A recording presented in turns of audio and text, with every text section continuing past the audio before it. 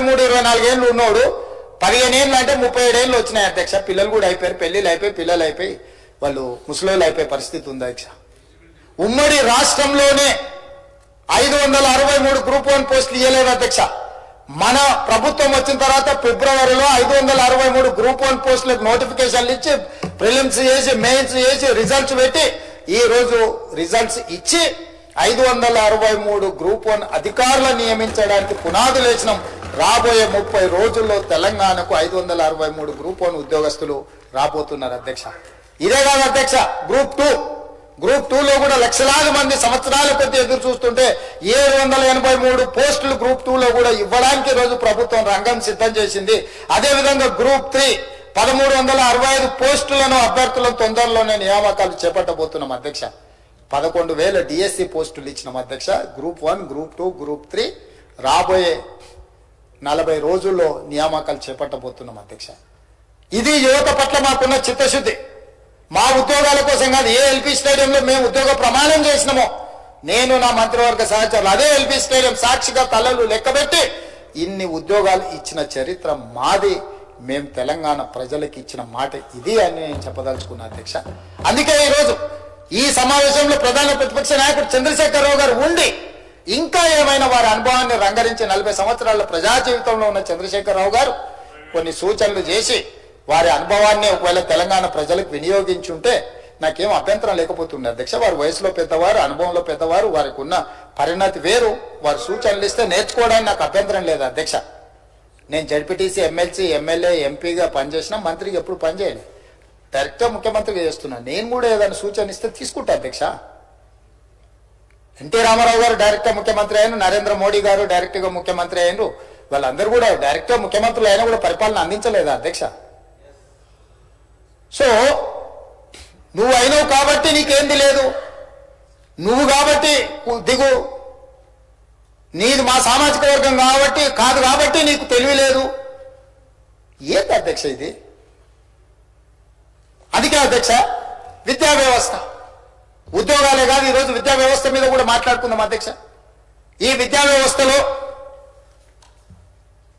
29,000 పైచిలకు పాఠశాలలు ఉంటే 26 లక్షల మంది స్టూడెంట్సే ఉంటారు అధ్యక్ష.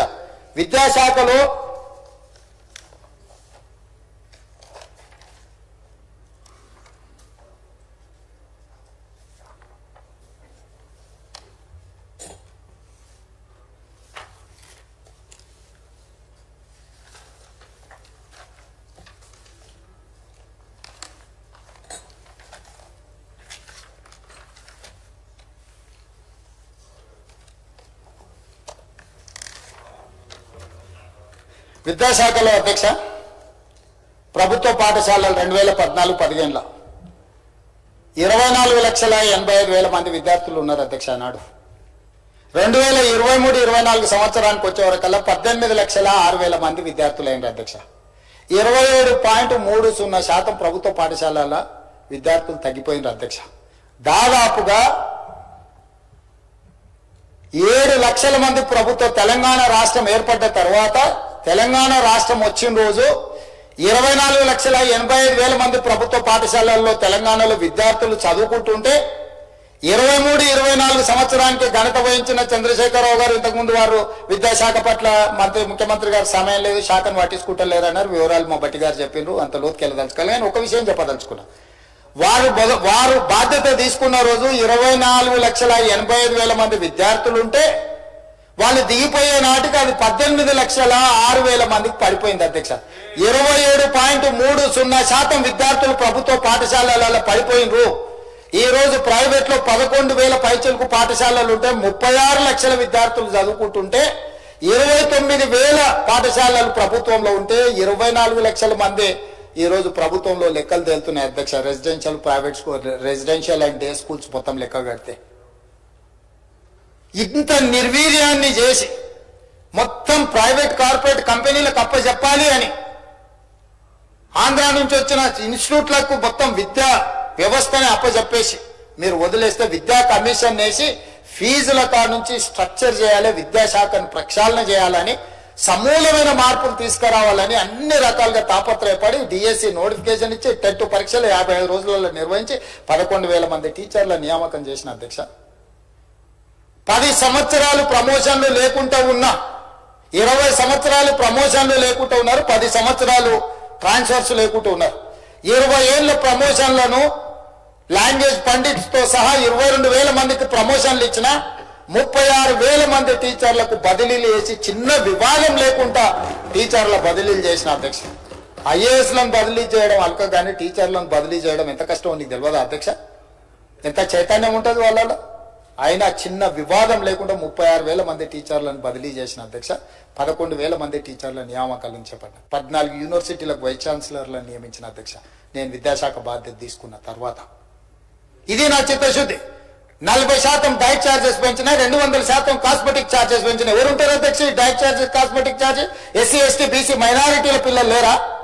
ఆ పిల్లలు మా పిల్లలైనా పాఠశాలకు వెళ్ళి వాళ్ళతో పాటు కూర్చొని సహబంధి భోజనం చేసి నా ఐఏఎస్ ఐపీఎస్ అధికారులను నెలకొకసారి ఖచ్చితంగా పాఠశాలలో వెళ్ళి భోజనం చేయండి అని ఈరోజు పర్యవేక్షిస్తున్న మాట వాస్తవం కాదా అధ్యక్ష? ఈ రకంగా ప్రక్షాళన చేసి పేరుకపోయిన చెత్తను తొలగించి మీరు చేసిన పాపాలను కడుక్కుంటూ ఈ రోజు పూర్తి స్థాయిలో మేము ప్రయత్నం చేస్తుంటే మమ్మల్ని కించపరిచే విధంగా young India integrated residential schools అధ్యక్ష 58-11,000 కోట్లతో ఇచ్చిన 100 కాన్స్టిట్యున్సీలకు 100 ఇయ్యాలని 20 నుంచి 25 ఎకరాలల్లా each young India integrated residential school కు 200 కోట్లు ఇచ్చి ఒక unique concept SC ST BC minority పిల్లలు ఒక్కొక్క స్కూల్లో 2,500 మంది మినిమం ఉండాలి అని ఈ రోజు వాళ్ళందరిని ఇచ్చేసి ఈ రోజు వాళ్ళందరిని ఒక లైన్అప్ చేసి ఆ పిల్లల కోసం మేము తాపత్రయపడుతుంటే ఇంటర్నేషనల్ స్టాండర్డ్స్ లో మేము కడుతుంటే ఒక యూనిక్ కాన్సెప్ట్ తీసుకొచ్చినప్పుడన్నా అభినందించడానికి మనసు రావాలి కదా అధ్యక్ష. ఇందులో మా స్వార్థం ఏముంది అధ్యక్ష? ఇవాళ మా పార్టీ కార్యకర్తల కోసం కట్టించిన రిహాబిలిటేషన్ సెంటర్ ఇదేమన్నా ఈ పేదల కోసమే కదా మేము చేస్తున్నది అధ్యక్ష. అదేవిధంగా ఈరోజు వాళ్ళు ఏదైతే మాట్లాడదలుచుకుంటారో ఏదైతే చెప్తున్నారో మా మీద బురద జల్లాలన్న ఆలోచన తప్ప లేకపోతే ఇదే కాదు అధ్యక్ష. పోలీసులు 1,00,000 మంది పోలీసులు ఉన్నారు అధ్యక్ష. మనం ప్రశాంతంగా ఈరోజు నిద్రపోగలుగుతున్నాము, మన కుటుంబాలతో ప్రశాంతంగా ఉండగలుగుతున్నాం అంటే పోలీసు రక్షణ వ్యవస్థ ఉండబట్టే అధ్యక్ష. అలాంటి పోలీసులకు వాళ్ళ పిల్లల చదువుల కోసం సమయం లేకపోవడం, రోజుకి 24 గంటలు ప్రభుత్వ ఉద్యోగంలోనే ప్రజా జీవితంలోనే పోలీసుల జీవితాలు కాలగర్భంలో కలిసిపోతున్నాయని పోలీసుల పట్ల ఒక ప్రత్యేకమైన సానుభూతి చూపించి మంచిర్యాలలో 50 ఎకరాల యంగ్ ఇండియా పోలీస్ స్కూల్ అని చెప్పి కేవలం పోలీస్ పిల్లలు హోంగార్డ్ నుంచి డీజీపీ పిల్లల వరకు ఎవరైనా ఆ స్కూల్లో సమానమే. ఒక హోంగార్డ్ బిడ్డ అయినా డీజీపీ బిడ్డ అయినా ఆ యంగ్ ఇండియా పోలీస్ స్కూల్లో భారతదేశంలో సైనిక్ స్కూల్ కి ఎంత ప్రతిష్ట ఉన్నదో నా తెలంగాణ రాష్ట్రంలో ఉన్న పోలీసులు వాళ్ళ పిల్లలు కూడా అంత ప్రతిష్ట కలిగిన చదువే కాదు స్పోర్ట్స్ లో క్రీడలలో రాణించడానికి అవసరమైన అన్ని ప్రణాళికలు చేసి మంచిర్యాలలో 50 ఎకరాల స్థలాన్ని కేటాయించి కోట్ల రూపాయలు ఇచ్చి ఇవాళ పోలీసుల పిల్లల కోసం ఒక అత్యున్నత ప్రమాణాలతో కూడుకున్న ఎడ్యుకేషన్ ఇవాళ పోలీస్ పిల్లలకి ఇవ్వాలనుకున్నాం అధ్యక్ష. ఇవాళ వాళ్ళు మన రక్షణ కోరుకుంటున్న వాళ్ళు, మనల్ని కాపాడుతున్న వాళ్ళు. ఈ రోజు రాష్ట్రం ప్రశాంతంగా ఉందంటే అది పోలీస్ శాఖ వల్ల కాదా అధ్యక్ష? వాళ్ళ ఏముంటుంది అధ్యక్ష? వాళ్ళ పిల్లలు మంచి చదువులు చదువుకోవాలి, వాళ్ళ పిల్లలు రాణించాలనుకుంటారు. వాళ్ళ జీవితం ఎట్లాగూ ఇట్లా గడిచిపోయింది, మా పిల్లలైనా బాగుండాలని కోరుకుంటారు. ఎప్పుడు ఆలోచన చేసిండ్రు అధ్యక్ష? ఏ రోజైనా ఈ రాష్ట్రంలో ఉన్న 1,00,000 మంది పోలీస్ సిబ్బంది గురించి అయినా ఆయన ఆలోచన చేసిందా? డీజీపీ నుంచి హోంగార్డ్ వరకు పోలీస్ సిబ్బందిని ప్రత్యేకంగా వాళ్ళకు ఒక వ్యవస్థ ఉండాలి అని ఈ రోజు ఒక అడిషనల్ డీజీ క్యాడర్ ఆఫీసర్ను పెట్టి ఒక వ్యవస్థను బ్రహ్మాండంగా ఏర్పాటు చేసి ఈ రోజు పోలీస్ స్కూల్ ని ఏర్పాటు చేసినాం కదా అధ్యక్ష. ఈ రోజు ఇట్లా ఒక్కొక్కటిగా మీరు పెండింగ్ పెట్టిపోయి మా నెత్తి మీద మోపిన అన్ని రకాల సమస్యల్ని పరిష్కరించుకుంటూ మేము ముందుకు వెళ్తుంటే మీరు మమ్మల్ని అవహేళన చేయడం, గవర్నర్ గారి ప్రసంగాన్ని తప్పు పట్టే విధంగా, గవర్నర్ గారిని కించపరిచే విధంగా మాట్లాడడం సమంజసమని నేను అడుగుతున్నా అధ్యక్ష. గవర్నర్ గారి ప్రసంగం ప్రభుత్వం యొక్క ఆలోచన విధానం, ప్రభుత్వం యొక్క భవిష్యత్ ప్రణాళిక. ఆ భవిష్యత్ ప్రణాళికనే గవర్నర్ గారు మాట్లాడతారు తప్ప గవర్నర్ గారు వారు సొంతంగా ఏం ఆలోచన చేయరు అధ్యక్ష. మంత్రివర్గ తీర్మానమే గవర్నర్ ప్రసంగం అని నేను చెప్పదలుచుకున్నా అధ్యక్ష. అదేవిధంగా అధ్యక్ష ఆరోగ్యం మీకు తెలుసు, డిజిటల్ హెల్త్ కార్డు ఇవ్వాలనుకుంటుంది ప్రభుత్వం. ప్రతి ఒక్కరికి ఒక హెల్త్ ప్రొఫైల్ క్రియేట్ చేసి దామోదర్ రాజనరసింహ గారు ఆయన by qualification engineer, by nature is an social doctor. సామాజిక బాధ్యత కలిగిన చైతన్యం కలిగిన వ్యక్తిగా ఇంజనీరింగ్ గ్రాడ్యుయేట్ గా వారికి ఆ బాధ్యత ఇచ్చి ఈ రాష్ట్రంలో ఉన్న 4 కోట్ల ప్రజలకు అందరికి ఒక హెల్త్ ప్రొఫైల్ క్రియేట్ చేసి హెల్త్ డిజిటల్ కార్డు క్రియేట్ చేయడం అనేమే కాకుండా ఉస్మానియా యూనివర్సిటీ హాస్పిటల్ ని కుప్పగూలుతుంటే కూడా పట్టించుకోకుండా ఊరుకుంటే 30 ఎకరాల గోషమాల దగ్గర 30 ఎకరాల 2700 కోట్లు దాదాపు 3000 కోట్లతోని ఈ రోజు ఉస్మానియా నూతన హాస్పిటల్ నిర్మించడానికి దామోదర్ రాజనరసింహ గారి నాయకత్వంలో ఈ రోజు మా ప్రభుత్వం నిర్ణయం తీసుకున్నది ప్రజల వైద్యానికి సంబంధించింది కాదా? రాజీవ్ ఆరోగ్యశ్రీని మీరు నిర్వీర్యం చేస్తే ఆనాడు రాజశేఖర రెడ్డి గారు పేదవాడికి కూడా అపోలో యశోద లాంటి కార్పొరేట్ హాస్పిటళ్లలో బాజాప్తా ఈ కార్డు తీసుకెళ్తే వైద్యాన్ని అందించే విధంగా తెస్తే దాన్ని నిర్వీర్యం చేసి కాంగ్రెస్ పార్టీకి పేరు వస్తుంది అని మూలకు పడేస్తే దాన్ని 10 లక్షల రూపాయలకు పెంచి ప్రతి పేదవాడి ఆరోగ్యాన్ని కాపాడే బాధ్యత మా ప్రభుత్వాన్ని మేము తీసుకున్న నిర్ణయం మొదటి 2 రోజుల్లోనే కాదా అని నేను అడుగుతున్నా అధ్యక్ష. అదేవిధంగా ఆ రాజీవ్ ఆరోగ్యశ్రీలో కూడా 163 మెడికల్ ప్రొసీజర్లను అదనంగా యాడ్ చేసి వాళ్ళందరినీ వివిధ రకాల డిసీజులు వస్తే కూడా వాళ్ళకు వైద్యాన్ని అందించాలి అని చెప్పి ఈ రోజు మా ప్రభుత్వం నిర్ణయం తీసుకున్న మాట వాస్తవం కాదు అధ్యక్ష. మెడికల్ కాలేజ్ జీవోలు ఇచ్చి పోయింది అధ్యక్ష. 8 మెడికల్ కాలేజీలకు అడ్మిషన్లు కూడా ఇయ్యలే all India medical council. Damodar Rajanarasimha గారు మా అధికారులు పోయి ఢిల్లీలో కూర్చొని ఆ 8 మెడికల్ కాలేజీలకు అన్ని రకాలుగా రేషనలైజ్ చేసి కేంద్రం నుంచి అనుమతులు తీసుకొచ్చినాం అధ్యక్ష. ఎంతసేపు నా కేంద్రం మెడికల్ కాలేజీలు ఇయ్యలే అంటే నువ్వు అసలు లెటరే పెట్టలే, నువ్వు అడగనే లేదు. నీ తెలంగాణ రాష్ట్రానికి మెడికల్ కాలేజీలు కావాలని నువ్వు అడగనే లేదు. నువ్వు చేసిన తప్పిదాలను కప్పిపుచ్చుకోవడానికి మంది మీద నెట్టేసి ఒకటి కేంద్రం మీద, ఒకటి ప్రతిపక్షం మీద, ఒకటి పాలకపక్షం మీద, ఒకటి కాంగ్రెస్ పార్టీ మీద, ఊరి మీద, అందరి మీద నెట్టేసి నీ పాపాలన్నీ కడుక్కోవాలనుకుంటే రికార్డులు అక్కడ ఉంటాయి కదా అధ్యక్ష. ఉన్న వరంగల్ కానీ, లేకపోతే అల్వాల్ కానీ, లేకపోతే ఎల్బీ నగర్ కానీ, లేకపోతే నిమ్స్ కానీ మొదలు పెట్టించినావు, కాంట్రాక్టులు ఇచ్చినావు, కమిషన్లు తీసుకున్నావు, పోయినావు. ఇవాళ మేము వచ్చి కూర్చొని నిరంతరం కోమటిరెడ్డి వెంకటరెడ్డి గారిని ప్రతి నెల పర్సనల్ గా విజిట్ చేసి సమీక్షించుకుంటూ ఈ రోజు వాటిని వేగంగా పూర్తి చేసి జూన్ 2, 2025 లోపల ప్రారంభించాలని రాత్రి మగళ్ళు మా మంత్రి గారు ఎంబడిపడి ఈ రోజు గ్రీన్ ఛానల్ వాటికి నిధులు ఇచ్చి పూర్తి చేసే ప్రయత్నం చేస్తున్నాం కదా అధ్యక్ష. ఇవన్నీ కనిపిస్తలేవా? వైద్యం పట్ల మాకున్న చిత్తశుద్ధి. ఎక్కడైనా చిన్న సంఘటన జరిగితే దాన్ని తీసుకొని చిలువలు పలువలు చేసి దాన్నే మొత్తం ప్రచారం చేసి మొత్తం వ్యవస్థ కుప్పగూలిందని అంటే అందులో సమస్యలు లేవనెత్తుతున్నట్టు కనిపిస్తలేదు అధ్యక్ష. వాళ్ళ పైశాచిక ఆనందం కనిపిస్తుంది, సంతోషంతో గంతులేస్తున్నట్టు కనిపిస్తున్నారు అధ్యక్ష. సమస్యలు లేవనెత్తుతే ఇప్పుడు కమ్యూనిస్టు సోదరులు ఉన్నారు, ఎక్కడైనా ఏదైనా సంఘటన చేస్తే సమస్యలు లేవనెత్తారు, దానికోసం నిరసన చేస్తారు, దానికోసం వీధుల్లోకి వస్తారు. వాళ్ళు చెప్తే ఏదంటే మేము సావధానంగా దాన్ని అరే ఒక ఇష్యూని రేజ్ చేస్తున్నారు, దీన్ని మనం అటెన్షన్ తో ఉండాలి అని అధికారులకు అందరూ సూచన. మీరెక్కడ అధ్యక్ష? మీరు అదొదిలేసి పైశాచికాన్ని అందమైంది అధ్యక్ష. అసలు తాండవం చేస్తుంటారు అధ్యక్ష. ఎక్కడైనా పొద్దున లేవగానే టీవీ బ్రేకింగ్ చూసినా, పేపర్ తీసినా, ఎవరైనా చచ్చిపోయేది అనగానే కుటుంబం అంతా తలుపులు మూసుకొని గంతులు వేస్తారు. ఇది ఎక్కడి పైశాచిక ఆనందం అధ్యక్ష? ట్విట్టర్ చూడండి మీరు. అదేవిధంగా అధ్యక్ష ఇన్ఫ్రాస్ట్రక్చర్ నూతనంగా తెలంగాణ రాష్ట్రానికి ఒక గొప్ప ఇన్ఫ్రాస్ట్రక్చర్ ఉండాలి. హైదరాబాద్ నగరం అంతర్జాతీయ నగరం కావాలి, ప్రపంచ దేశాలతో పోటీ పడాలి. పక్కనున్న బెంగళూరు, ముంబయో, లేకపోతే చెన్నైయో, లేకపోతే ఢిల్లీయో కాదు, న్యూయార్క్, టోక్యో, సియోల్ లాంటి నగరాలతో పోటీ పడాలని ఈ రోజు మన వల్ల మనం చేసి కేంద్ర ప్రభుత్వం సహకారం తీసుకోవాలని మా ప్రభుత్వం చేస్తుంది. నిన్న మన ఆయన పదే ఢిల్లీ పోతున్నాడు అని ఏదో అన్నాడు అధ్యక్ష. లిస్టు కూడా చెప్పదలుచుకున్నాను నేను ఇప్పుడు ఈ సందర్భంగా.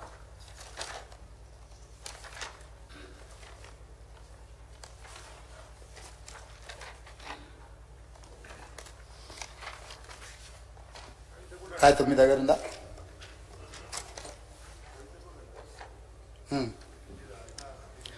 ఢిల్లీకి ఏమన్నా గోటీలు ఆడుకోనికి పోతున్నా అధ్యక్ష. నేనేమన్నా 32 సార్లు పోయినా అధ్యక్ష ఢిల్లీకి, ఒక్కసారి కాదు. భవిష్యత్తులో ఇంకా 300 సార్లు అయినా పోతాం అధ్యక్ష. 15 నెలల్లో నేను 32 సార్లు ఢిల్లీకి పోయినా. 32 సార్లలో 3 సార్లు ప్రధానమంత్రిని కలిసిన, మిగతా అందరు కేంద్ర మంత్రులను కలిసిన, ఇంక్లూడింగ్ కిషన్ రెడ్డితో సహా, బండి సంజయ్తో సహా ప్రతి ఒక్కరిని కేంద్ర మంత్రులను కలిసినాం. అసలు కేంద్ర రాష్ట్ర ప్రభుత్వాల యొక్క సత్సంబంధాలు రాజ్యాంగంలో పొందుపరిచిన విధానాలను వీళ్ళు మర్చిపోతే అధ్యక్ష. కేంద్ర రాష్ట్ర ప్రభుత్వాల మధ్యలో ఉండాల్సిన, కొనసాగించాల్సిన సత్సంబంధాలు కేంద్ర ప్రభుత్వ పరిధిలో ఉండే అంశాలు, రాష్ట్ర ప్రభుత్వ పరిధిలో ఉండే అంశాలు, కేంద్రం రాష్ట్ర పరిధిలో ఇద్దరిలో కలిసి ఉండే అంశాల ప్రాతిపదికన నిర్ణయాలు జరుగుతాయి అధ్యక్ష. అనుమతులు ఇవ్వాలి, నిధులు ఇవ్వాలి, దానికి సంబంధించిన విషయాలను మనం కేంద్రానికి విడమర్చి చెప్పాలి. ఈ రోజు నేను ఢిల్లీకి వెళ్ళినప్పుడల్లా ఢిల్లీకి పోయినా కలిసిన నరేంద్ర మోడీ గారిని, దేశ ప్రధానమంత్రి. ఈ దేశ ప్రధానమంత్రిని గౌరవించే సంస్కృతి నాకున్నది, మీకు లేకపోవచ్చు. మీరు కేసుల కోసం వచ్చి కట్టగలుచుకుంటూ ఉండొచ్చు. మీరు మీ సంపాదనను కాపాడుకోవడానికి మీరు ఎవరైనా కాళ్ళు పట్టుకోవచ్చు. నాకే ఉంది, బాజాప్తా కలిసిన బడేబాయ్ అన్నాడు. Yes, on the floor, on record. నేను మళ్ళీ ఒకసారి చెప్పదలుచుకుని, దేశ ప్రధానమంత్రి ఏ రాష్ట్ర ముఖ్యమంత్రికైనా పెద్దన్న లాంటి వాడే. రాష్ట్రాల ముఖ్యమంత్రులు, రాష్ట్రాల కూడికనే కేంద్రము. రాష్ట్రాలలో ఉండే ముఖ్యమంత్రులకు ప్రధానమంత్రి పెద్దన్న లాంటి వాడు. ప్రధానమంత్రి తీసుకునే నిర్ణయాలు, కేంద్ర మంత్రివర్గం తీసుకునే నిర్ణయాలకు రాష్ట్రాల అభివృద్ధి కోసం ఉపయోగపడుతుంది. ఇందులో రాజకీయం ఏముంది అధ్యక్ష? రాజకీయాలు వచ్చినప్పుడు ఆయన భారతీయ జనతా పార్టీ నాయకుడు, నేను కాంగ్రెస్ పార్టీ నాయకుడిని. నా పార్టీ ప్లాట్ఫామ్ మీదకి వచ్చినప్పుడు నా పార్టీ విధానం మాట్లాడతా. ప్రభుత్వం వచ్చినప్పుడు కేంద్ర ప్రభుత్వం తీసుకోవాల్సిన సహకారం తీసుకుంటా. వెళ్ళినప్పుడు శంకర్ వచ్చిండు మిత్రుడు కొన్నిసార్లు. రేపు వెళ్ళాలి చూస్తే మహేశ్వర్ రెడ్డి గారిని అయినా తీసుకొని వెళ్తా. ఒకవేళ వాళ్ళకి పరిచయాలు ఉన్నాయి, దానివల్ల తెలంగాణ రాష్ట్రానికి ఉపయోగపడతాను. కిషన్ రెడ్డి గారిని 4 సార్లు కలిసినాం, మాట్లాడినాం, 5 సార్లు మాట్లాడినాం. నాకేముంది అధ్యక్ష? ప్రజలు నిర్మలా సీతారామన్ గారిని, లేకపోతే అమిత్ షా గారిని, అందరినీ కలిసిన అధ్యక్ష. నేను కలవని మంత్రి ఎవరైనా కేంద్రంలో ఉన్నాడా? ఈ తెలంగాణ రాష్ట్రానికి సాధించుకోవాల్సిన అనుమతుల విషయంలో, నిధుల విషయంలో కేంద్రంలో ఉన్న ప్రతి ఒక్కరిని కలిసిన, ప్రధానమంత్రి గారిని కలిసి నివేదికిచ్చి అక్కడి నుంచి మంత్రులకు పంపించి మంత్రులతోని ఫాలో అప్ చేసి, నేను ఒక ఐఏఎస్ ఆఫీసర్ కంటే ఎక్కువ, ఒక క్లర్క్ కంటే ఎక్కువ ప్రతి టేబుల్ దగ్గరకు పోయి తెలంగాణ రాష్ట్రానికి కావాల్సిన వాటి కోసం నేను ప్రయత్నం చేసిన అధ్యక్ష. తప్ప నేను పోయి వచ్చినందుకు నేను సాధించింది వరంగల్ ఎయిర్పోర్ట్ నేను తెచ్చింది కాదు అధ్యక్ష. రీజనల్ రింగ్ రోడ్డు నార్త్ ఉత్తర భాగం టెండర్లకు వచ్చింది నా వల్ల కాదు అధ్యక్ష. 4,000 కోట్ల ప్రపంచ బ్యాంక్ హెల్త్ ప్రాజెక్టు అప్రూవల్ తీసుకొచ్చింది నేను కాదు అధ్యక్ష. డిఫెన్స్ ల్యాండ్స్ ఎక్స్చేంజ్ కంటోన్మెంట్ లో రాజశేఖర రెడ్డి గారు ఉన్నప్పుడు, మన్మోహన్ సింగ్ గారు ఉన్నప్పటి నుంచి 20 ఏళ్ళ నుంచి మొదలు పెడితే ఈ రోజు వరకు కంటోన్మెంట్ లో డిఫెన్స్ ల్యాండ్స్ రాలేదు అధ్యక్ష. వీళ్ళు 10 ఏళ్ళు కూడా వేయలేకపోయారు అధ్యక్ష. నేను పోయి ఢిల్లీకి పోయి నరేంద్ర మోడీ గారిని కలిసి, రాజ్నాథ్ సింగ్ గారిని కలిసి, ఉత్తర తెలంగాణ మొత్తం అక్కడికి వస్తేనే బాటిల్ నెక్ అవుతుంది. రాజీవ్ రహదారి నుంచి మొదలు పెడితే అక్కడి నుంచి వస్తే ట్రాఫిక్ అంతా అక్కడ జామ్ అవుతుంది. మీరు ఇవ్వాల్సిందే అనుమతి అని వాళ్ళని అడిగితే, రాజ్నాథ్ సింగ్ గారు పెద్ద మనసు చేసుకొని 160 ఎకరాల రక్షణ శాఖకు సంబంధించిన భూ బదలాయింపు తెలంగాణ రాష్ట్రానికి చేసిండు. చేసినప్పుడు నేను అభినందించొద్దు అధ్యక్ష రాజ్నాథ్ సింగ్ గారిని? తప్పేముంది అధ్యక్ష? తెలంగాణ రాష్ట్ర ప్రయోజనాల కోసం, అభివృద్ధి కోసం ఒక మంత్రి సహకరించినప్పుడు ఆ మంత్రి మాకు సహకరించిందని చెప్పడానికి బేసిజాలు ఎందుకు అధ్యక్ష? విధానపరమైన అంశాలలో మాకు వేరే అభిప్రాయం ఉండొచ్చు, కానీ అభివృద్ధికి వచ్చినప్పుడు తెలంగాణకు సహకరించిన వాళ్ళను మనం ఎందుకు అభినందించొద్దు అధ్యక్ష?